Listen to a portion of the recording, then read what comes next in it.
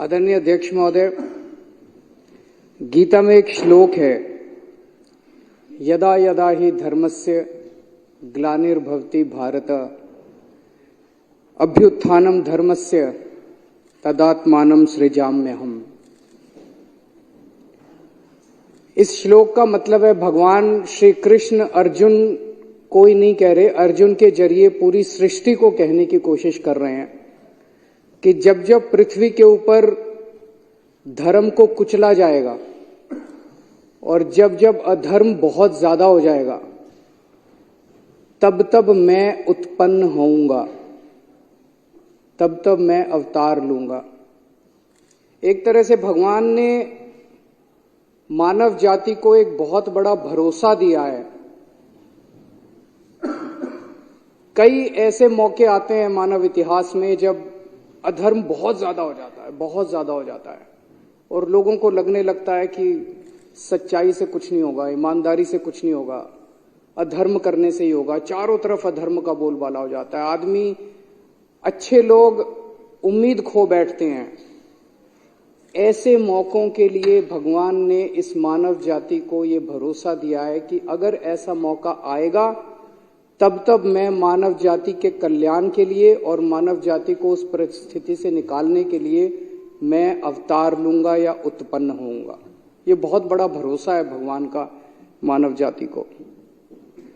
आज हमारे देश के अंदर जो घटित हो रहा है, ये कुछ उसी तरह की परिस्थिति है। चारों तरफ अधर्म का बोलबाला है, चारों तरफ इतना अधर्म हो गया है, इतना अधर्म हो गया है, चारों तरफ इतना अधर्म का बोलबाला है कि लोगों को लगने लगा है, आपस में चर्चा करने लगे हैं कि यार अब ईमानदारी से कोई फायदा नहीं है, अब सच्चाई से कोई फायदा नहीं है, सच्चाई के रास्ते पे चलने से कोई फायदा नहीं है।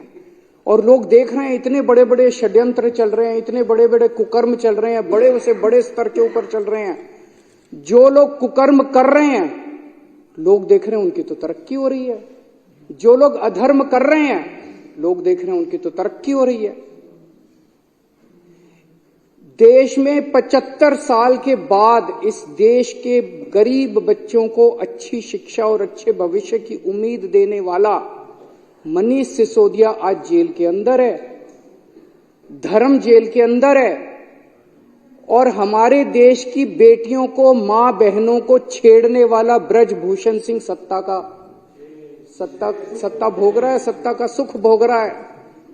आज इस देश के अंदर मोहल्ला क्लिनिक बनाने वाला, गरीबों को दवाइयां दिलवाने वाला सतेंद्र जैन जेल के अंदर है। और चुन चुन के इस देश के सबसे बड़े कुकर्मी, सबसे भ्रष्टाचारी हेमंत बिश्व शर्मा, शुभेंदु अधिकारी, मुकुल रॉय, नारायण राणे, भावना गावली, अशोक चौहान, यशवंत यादव, यामिनी यादव, छगन भुजबल, अजीत पवार, प्रफुल्ल पटेल, गोपाल कांडा, पता नहीं इतनी लंबी लिस्ट है। चुन चुन के इस देश के सबसे कुकर्मी और सबसे भ्रष्ट लोगों को अपनी पार्टी में शामिल करा के वो सत्ता का सुख भोग रहे हैं। ईमानदार लोग जेल के अंदर हैं। आज इतना ज्यादा अधर्म हो गया है, चारों तरफ इतना अधर्म का बोलबाला हो गया है, खुलेआम एमएलए को खरीदा जा रहा है। हमारे एमएलए को 25-25 करोड़ रुपए ऑफर किए गए। एमएलए को खरीद के खुलेआम सरकारें गिराई जा रही हैं। कर्नाटक में एमएलए खरीदे गए, गोवा में एमएलए खरीदे गए, महाराष्ट्र में एमएलए खरीदे गए, मध्य प्रदेश में एमएलए खरीदे गए, नॉर्थ ईस्ट के अंदर एमएलए खरीदे गए, उत्तराखंड में एमएलए, खुलेआम एमएलए खरीदे जा रहे हैं। करोड़ों करोड़ों रुपए के काले धन से एमएलए खरीदे जा रहे हैं, सरकारें खुलेआम गिराई जा रही हैं। लोगों का विश्वास खत्म होता जा रहा है धर्म से। चारों तरफ इतना धर्म का बोलबाला हो गया है। और ये जो चंडीगढ़ में हुआ, चंडीगढ़ के अंदर इनके अधिकारी ने वोट में गड़बड़ करके भारी बहुमत से जीतने वाले व्यक्ति को हरा दिया और हारने वाले व्यक्ति को जिता दिया। पाकिस्तान में भी तो यही हुआ। पाकिस्तान के अंदर भी तो रावलपिंडी के उस इलेक्शन कमिश्नर की आत्मा जाग गई जिसने आके कहा कि हमने भारी बहुमत से उन लोगों को हरा दिया जो भारी बहुमत से जीत रहे थे, और उनको जिता दिया जो हार रहे थे। तो ये तो इन लोगों ने हमारे देश को पाकिस्तान बना दिया। 75 साल के अंदर जो इस देश ने अचीव किया था, हासिल किया था, कड़ी मेहनत से इस देश, कि 140 करोड़ लोगों ने मेहनत करके इस देश के अंदर हासिल किया था और एक झटके के अंदर इन लोगों ने सब कुछ खत्म कर दिया। आज चुनाव जीतने के लिए इनको जो मर्जी करना पड़े करेंगे, ईवीएम में धांधली करनी पड़े करेंगे, ईडी पीछे लगानी पड़े लगाएंगे, सरकारें गिराने के लिए जो मर्जी करना पड़े करेंगे। आज सारे विपक्ष के नेताओं को एक एक एक एक करके ये जेल में डालते जा रहे हैं। चुनाव तो लड़ने के लिए कोई बचेगा ही नहीं। आज इन्होंने अभी थोड़े दिन पहले कांग्रेस पार्टी का अकाउंट फ्रीज कर दिया। अब चारों तरफ चर्चा है अगला आम आदमी पार्टी का अकाउंट फ्रीज करने जा रहे हैं। खुलेआम कह रहे हैं हम तो 370 सीट लड़ रहे जीत रहे हैं 370। कहने का मतलब यह है इस देश के 140 करोड़ लोगों की जरूरत नहीं है। वो कह रहे हैं तुम जाओ भाड़ में। 140 करोड़ लोग गए तेल लेने, हमें तुम्हारी जरूरत नहीं है और ना तुम्हारा वोट चाहिए, घर बैठना। 370 सीट हमारे पास मशीन है, मशीन से 370 सीटें आ रही हैं हमारी। जिस दिन इस देश के अंदर लोगों की जरूरत ना पड़े, जनतंत्र के अंदर वोटों की जरूरत ना पड़े, देश ही नहीं बचेगा। तो लोग देख रहे हैं इतने बड़े स्तर के ऊपर अधर्म ही अधर्म हो गया, इतने बड़े स्तर के ऊपर अधर्म ही अधर्म हो गया है। जो इस देश के अंदर विपक्ष की सरकारें काम करना चाहती हैं उनको काम नहीं करने देते।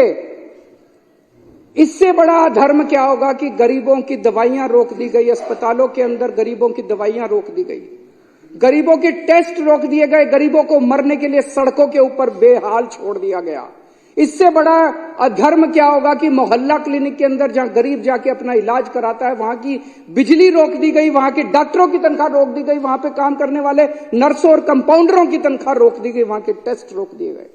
इससे बड़ा हमारे हिंदू धर्म में कहा गया कि पानी पिलाने का धर्म होता है। इन लोगों ने तो दिल्ली का पानी भी रोक दिया, उसमें भी इन्होंने कसर नहीं छोड़ी।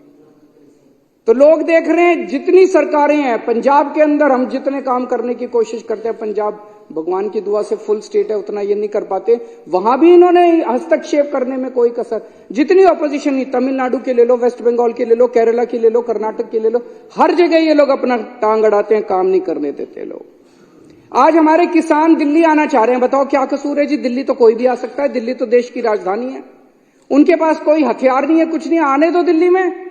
हमने भी तो रामलीला मैदान में आंदोलन किया था, रामलीला मैदान दे दो, बैठ जाएंगे बेचारे। अपना अधिकार, अपनी आवाज उठाने का तो सबको अधिकार है आर्टिकल 19 के अंदर संविधान के। किसानों को नहीं आने देते, ना उनकी फसलों का दाम। वो क्या मांग रहे हैं? वो कह रहे हैं कि हम जो फसल पैदा करते हैं हमें अपनी फसलों का पूरा दाम मिलना चाहिए। बिल्कुल मिलना चाहिए, फसलों का दाम भी नहीं देंगे, प्रोटेस्ट भी नहीं करने देंगे। आज इस देश का युवा बेरोजगार है, उसको नौकरी देने के इनके पास कुछ नहीं है, दर दर की ठोकरें खा रहा है। व्यापारी बुरे हाल है, महिलाएं, उनका घर का खर्चा नहीं चल रहा, महंगाई इन लोगों ने इतनी ज्यादा कर दी। और एक गरीब दिल्ली के अंदर हम देख रहे हैं कि झुग्गियां एक के बाद एक झुग्गियां तोड़ी जा रही है। तो खुलेआम इतना अधर्म हो गया, खुलेआम इतना चारों तरफ इतना ज्यादा अधर्म हो गया कि अब भगवान ने तय किया कि मुझे अवतार लेना पड़ेगा। समय आ गया जब मुझे उत्पन्न होना पड़ेगा और पिछले मुझे हस्तक्षेप करना पड़ेगा। और पिछले कुछ दिनों की घटनाएं ये दिखाती हैं कि भगवान ने सीधे तौर पे हस्तक्षेप करने की और उत्पन्न होने का निर्णय ले लिया है।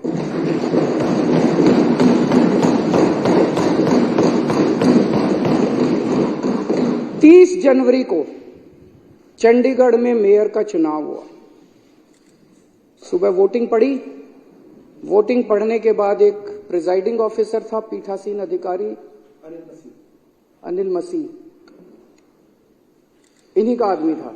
अनिल मसीह तो मोहरा है, पीछे तो वो हैं, उन्हीं का आदमी था।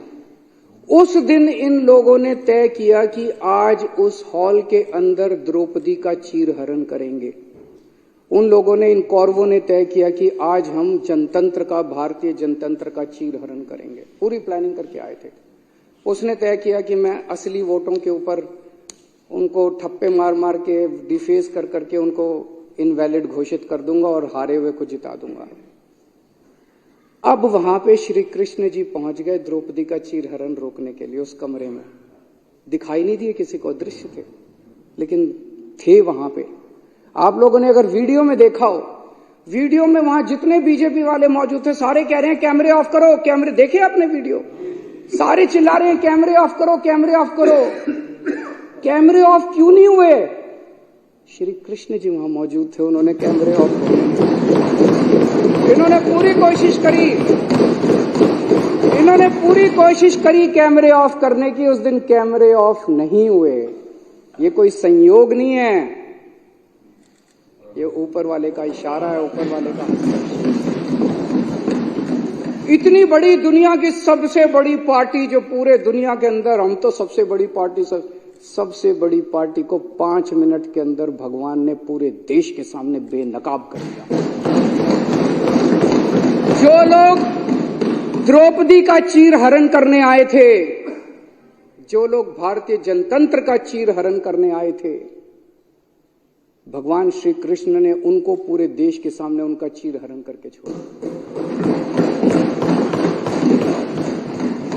और अध्यक्ष महोदय, उसके बाद की जो घटनाक्रम है, जिस तरह से सुप्रीम कोर्ट के अंदर ये मामला चला, हम लोग अदालतों को मंदिर की तरह मानते हैं। न्याय देना भगवान का काम है, न्याय भगवान देता है। इसलिए जज को भगवान का, जब जज अपनी कुर्सी पे बैठ के फैसले सुनाता है तो कहा जाता है कि एक तरह से भगवान फैसला सुना रहा है। लेकिन कल जो कुछ सुप्रीम कोर्ट के अंदर घटा, वो उससे कुछ ज्यादा ही बड़ा था। ऐसे लगा जैसे उस सुप्रीम कोर्ट के अंदर भी कहीं ना कहीं श्री कृष्ण मौजूद थे। ऐसे लगा जैसे वहां सुप्रीम कोर्ट के अंदर भी भगवान मौजूद थे। ऐसे लगा जैसे चीफ जस्टिस ऑफ इंडिया के अंदर भगवान बोल रहे थे। ऐसे लगा जैसे चीफ जस्टिस ऑफ इंडिया के जुबान के ऊपर भगवान बैठे हुए थे, भगवान उनके जरिए बोल रहे थे। तो ये जो कल पूरा घटनाक्रम हुआ, वो ये दिखाता है कि अब हम, सबसे पहले तो सुप्रीम कोर्ट का बहुत बहुत शुक्रिया, इस सदन के माध्यम से हम इस सदन के माध्यम से सुप्रीम कोर्ट का शुक्रिया अदा करना चाहते हैं, उस पूरी बेंच का शुक्रिया अदा करना चाहते हैं, खासकर चीफ जस्टिस ऑफ इंडिया का शुक्रिया अदा करना चाहते हैं, जिन्होंने इतने कठिन समय के अंदर हमारे देश को, जनतंत्र को बचाने का काम किया। आज पूरे देश के सामने भगवान ने बेनकाब करके एक साफ साफ मैसेज दे दिया। भगवान ने, बीजेपी चुनाव जीतती नहीं है, बीजेपी चुनाव चोरी करती है।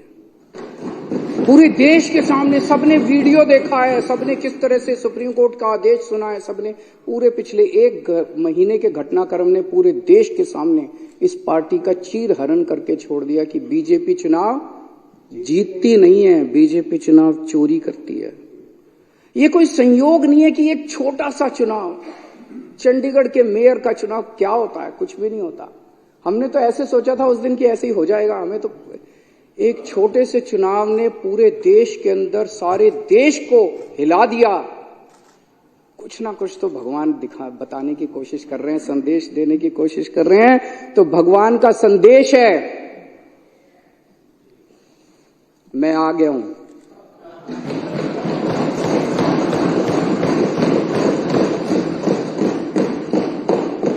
बीजेपी पाप कर रही है, बीजेपी अधर्म कर रही है, अब ये नहीं चलेगा।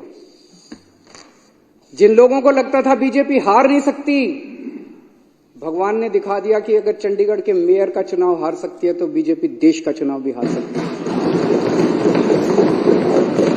भगवान ने पूरे देश को एक कॉन्फिडेंस देने की कोशिश करी है कि हिम्मत मत हारो, खड़े हो, तुम लोग एक बहुत बड़े देश के निवासी हो। भारत के लोग एक बहुत बड़ी संस्कृति, हमारा कल्चर 3000-4000 साल पुराना है। डर के मत बैठो, खड़े हो, आप अपना कर्म करो, तुम लोग अपना कर्म करो। कई लोगों को इस देश के अंदर लगता है कि अब तो ईवीएम में गड़बड़ी हो गई, वोट डाल के क्या फायदा है। भगवान कह रहा है बिल्कुल नहीं, वोट डालने जाओ, ईवीएम को मैं संभाल लूंगा। सारे जने वोट डालने जाओ, कोई बिना वोट के मत रहना।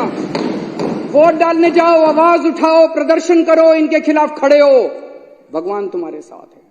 जैसे भगवान ने इनको बेनकाब किया चंडीगढ़ के चुनाव में, भगवान आने वाले समय में भी इनको बेनकाब करेगा और सत्य का साथ देगा। हताश होकर मत बैठो। ये धर्म और अधर्म की लड़ाई है, ये पाप और पुण्य की लड़ाई है। अब आप लोगों को तय करना है कि आप धर्म के साथ हो कि आप अधर्म के साथ हो, आप पाप के साथ हो कि आप पुण्य के साथ हो। जब पांडवों को वनवास जाना पड़ा तो एक बार तो लगा कि अधर्म जीत गया। जब भगवान राम को वनवास जाना पड़ा एक बार तो लगा कि अधर्म जीत गया।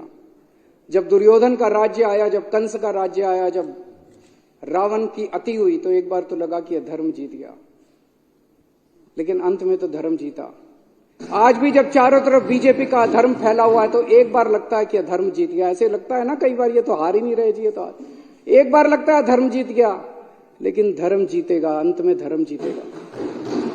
जो जो धर्म के साथ हैं, जो जो देशभक्त हैं, जो जो पुण्य के साथ हैं, जो जो लोग भगवान राम के भक्त हैं, जो जो शिव जी के भक्त हैं, जो जो हनुमान जी के भक्त हैं, जो जो श्री कृष्ण के भक्त हैं, वो देश के साथ हैं और बीजेपी के खिलाफ हैं। भारत माता की जय श्री राम, जय श्री राम।